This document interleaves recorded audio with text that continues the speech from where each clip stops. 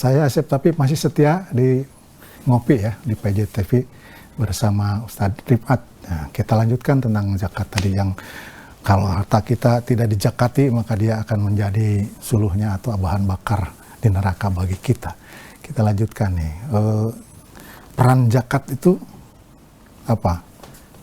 Ketika kita melaksanakan zakat atau orang melaksanakan zakat, maka dia selain mensucikan dirinya juga masih ada yang lain. Dampak sosialnya ya. Gitulah ya. Ya. Jadi zakat ini adalah kewajiban dan itu menjadi rukun Islam keempat gitu ya. Dan ini Masya Allah ya, zakat ini di setiap agama itu ada. Ya, termasuk di agama tetangga sebelah gitu ya. Ya, itu tuh kan ada perpuluhan gitu ya. Cuman perpuluhan itu pertama ya itu memberatkan. Ya, karena kan kalau misalkan perpuluhan itu kan sampai orang miskin aja harus bayar perpuluhan sebagai jemaat gereja tertentu lah gitu ya. Dan peruntukan daripada perpuluhan itu untuk para pendetanya atau pastornya gitu kan. Sedangkan Masya Allah ini zakat ini luar biasa. Pertama itu tidak memberatkan. Ya, ada misalkan disebut zakat mal. Ya, kemudian di bulan Ramadan ada zakat fitrah, itu pun 2,5% hasil makan kita. Ya, kemudian ada zakat pertanian. Ya, itu sangat tidak memberatkan gitu ya. Dari sisi muzakinya atau yang pembayar zakat sangat memudahkan. Ya, dan itu dibayarkan setahun sekali gitu kan. Itu sangat memudahkan. Dan ini berbicara pungutan dalam Islam tuh. Termasuk ada kalau dalam haji itu ada hadiu. Itu hanya seumur hidup sekali. Karena haji kan wajibnya seumur hidup sekali. Itu sangat memudahkan. Dan itu peruntukannya untuk siapa? Untuk sosial masyarakat. Ya. Sehingga kita dampak-dampak sosial itu kita bisa peduli sama masyarakat. Ya. Dengan zakat juga ketika diberdayakan dengan pemberdayaan yang bagus ya. Maka kriminalitas itu akan menurun, ya. Kemudian angka kemiskinan itu akan menurun, ya. Jadi untuk kemiskinan jelas sekali ya dengan zakat yang dikelola dengan baik, benar, misalkan mengurangi lah kemiskinan gitu kan. Kemudian juga bagi kita di kehidupan umat juga akan lebih baik gitu ya. Betul. Nah tadi sudah sebutkan kriminalitas akan menurun ya, karena orang tidak lagi mengejar kekurangan kan ya. Betul.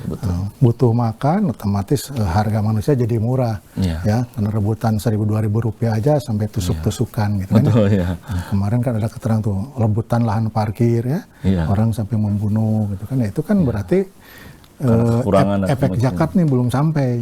Ya, cuma dihitung aja lah agnia di RW kita saja, misalnya satu RW coba kalau semua menunaikan dan diberikan kepada yang terdekat gitu, berarti di lingkungan itu selesai. Dan lingkungannya lingkungan masing-masing gitu. Kalau sekarang kan banyak pencitraan ya. Nah, zakat kita kirimkan ke mana gitu, ke daerah yang disebut rawan dan banyak masuk TV gitu kan. Coba kalau lingkungan saya, maka tadi saya menyebut sebab menghidupkan masjid sebagai pusat ekonomi kan, itu sebenarnya bagian dari bagaimana memakmurkan lingkungan gitu kan ya. Jadi kalau zakat dikelola oleh masjid itu dengan tata cara yang baik, ekonomi produktif gitu kan ya. Jadi tidak musim lagi misalnya ngasih zakat untuk cukup makan, kecuali zakat fitrah kan itu memang untuk makan gitu kan. Kalau zakat yang lain saya kira tidak harus dihitung diratakan gitu ya. Misal ada 100 orang miskin sekarang ya, ambil aja 10%-nya kasih modal yang besar gitu. Sehingga yang 10 bisa hidup. Tahun depan dia jadi muzaki. Sehingga yang 90 bisa dibantu yang 10. Wah, itu teori itu dulu saya buat skripsi dulu. Untuk bergulir itu.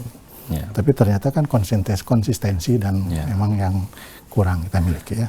Jadi untuk kehidupan umat akan sangat luar biasa ya dengan zakat itu.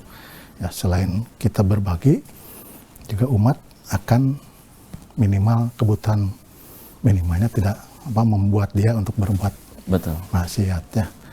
Baik, mungkin ada kata penutup tentang zakat ini, baik ajakan untuk apalah gitu. Ya, pemirsa PJTV yang sama-sama mengharap dari Allah bahwa zakat ini adalah sebuah perintah Allah Subhanahu wa Ta'ala yang wajib kita tunaikan. Sehingga kita ketika zakat ini seperti halnya zaman Umar bin Khattab radhiyallahu an, ini berkembang, harta zakat ini menjadi yang disebut namanya atoya. Ya.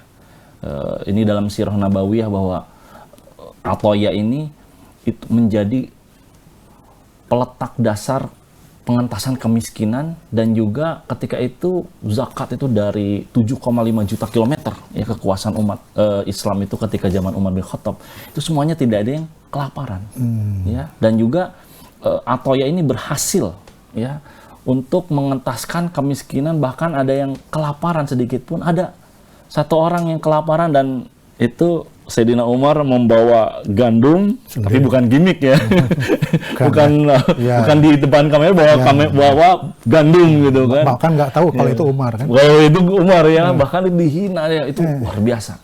Ini ketika pemerintah konsen dengan zakat ya, itu akan mengentaskan kemiskinan dan juga luar biasa ya.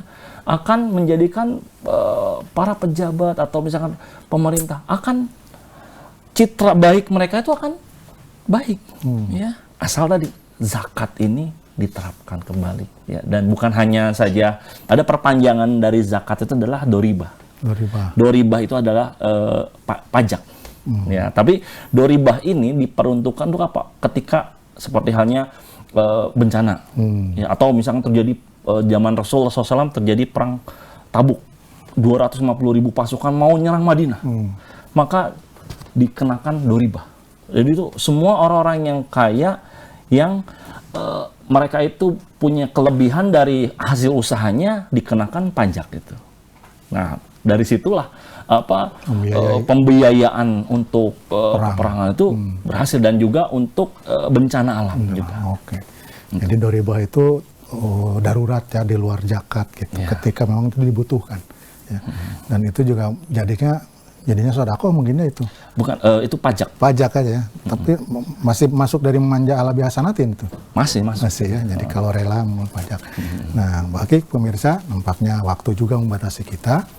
Seandainya zakat ini dikelola dengan baik, wah, negara Indonesia itu akan luar biasa saya kira. Kemiskinan itu tidak akan lagi hanya jadi jargon untuk diberantas. Tidak hanya lagi janji setiap pemimpin di setiap pemilu, ya. Mungkin hanya satu pemilu saja cukup, ya. Pemilu berikutnya tidak ada lagi janji mengentaskan kemiskinan, karena bangsa Indonesia tidak lagi miskin. Hitung aja zakat fitrah yang jelas ya, setahun ya, berapa triliun kalau dijadikan modal ya, dan insya Allah itu akan menyelesaikan masalah kemiskinan. Anak raja makan siri di atas nampan. Sekian saja, terima kasih. Apabila ada yang salah mohon dimaafkan ya. Apabila ada jarum yang patah, jangan simpan di lemari besi ya. Apabila ada yang salah, jangan sampai membenci. Apabila jarumnya patah, jangan simpan di dalam peti. Kalau ada yang salah, jangan simpan dalam hati. Keluarkan, sampaikan ke redaksi di PJTV ya. Nah, sampai jumpa di episode berikutnya ya, dalam ngobrol perkara iman di PJTV Jabar Pisan. Assalamualaikum. Waalaikumsalam.